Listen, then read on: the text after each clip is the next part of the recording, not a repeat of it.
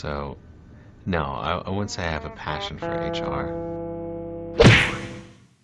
Welcome back to Human Resources for the People. It's a human capital revolution. Today we're going to be talking about the new wage theft legislation that's coming down the pipeline in New York. We can give a quick background, especially surrounding what wage theft is, especially in the United States, a couple of stats on it, what the bills are, and what they hope to achieve. These three bills are being sponsored by Democrat Jessica Ramos. She's out of District 13, which is the Queens neighborhoods of Jackson Heights, East Elmhurst, and Corona. So let's first talk about wage theft. It is the clandestine practice of underpaying or denying rightful wages to employees, and it's pervasive, especially in shadow labor markets like restaurants and construction, where maybe not all the employees are legal employees. Maybe they're not eligible to work in the United States for whatever reason, and they're unable to speak up. Wage theft costs workers in the United States alone billions of dollars annually, which far surpasses the combined losses from robbery, burglary, and other property crimes. The 10 most populous states in the United States have 8 billion in earnings lost due to minimum wage violations alone. A report by the UCLA Labor Center revealed that 30% of low-wage workers in Los Angeles County experienced minimum wage violations, with immigrants and women of color facing the highest rates of exploitation. It disproportionately affects vulnerable populations. As a result, it leads to housing insecurity, food insecurity, inability to afford health care, and exacerbates cycles of poverty and perpetuating socioeconomic inequality. Jessica Ramos, who sponsored the bill, cited two investigations by Documented and ProPublica, and one of them cited that 127,000 New Yorkers had been a victim of wage theft in the last 5 years, but they couldn't get 79 million in back wages owed to workers.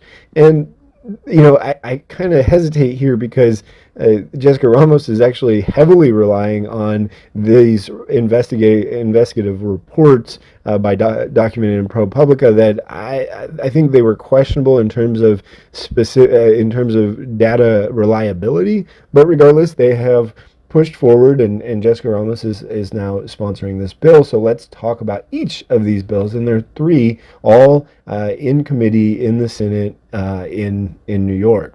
The first one gives the New York State Liquor Authority the ability to suspend liquor license for bars and restaurants if they owe more than $1,000 in back wages to their workers. It's actually fairly reasonable. It worked. Santa Clara County in California recovered about $110,000 in the last 5 years using this method. And so I think that, and this is frankly the target market. Again, the restaurant and bar industry specifically really is ripe for a lot of wage theft, and as a result, crafting a bill like this kind of makes sense because there is a lot of ability within the liquor authority to do things like this.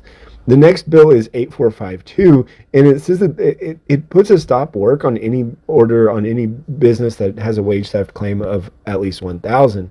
And so this is similar to the previous one, right? And in many circumstances, it's probably a Venn diagram, right? There will be a stop work and a suspension of the liquor license. But this has also allegedly worked, like in New Jersey, which shut down restaurants, bringing back over $500,000 for workers when Boston Market wasn't paying.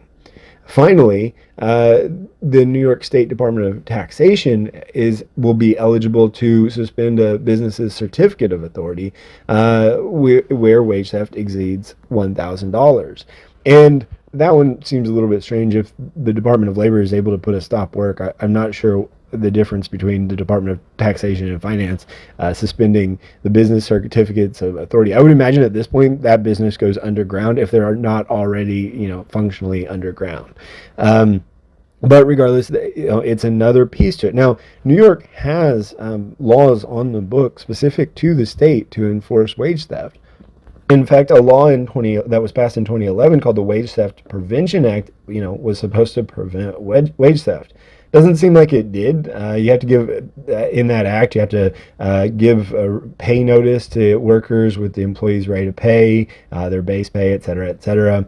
And it's kind of, that highlights, to my mind, the problems with a lot of these laws. They're either very rarely enforced or they actually don't have the teeth that they think they do.